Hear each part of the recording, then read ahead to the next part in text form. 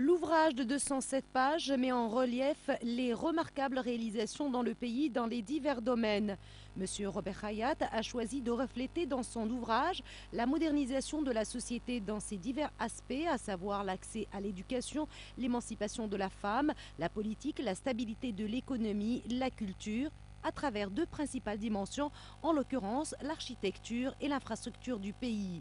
Dans son avant-propos, l'auteur a apporté un vibrant témoignage au président de la République qui, depuis son accession à la magistrature suprême, a engagé le pays sur la voie de la transition démocratique et du développement économique, contribuant par les efforts entrepris auxquels il a associé ceux des compétences et des forces vives du pays à faire hisser la Tunisie au rang des pays émergents et à édifier une société moderne, stable et équilibrée.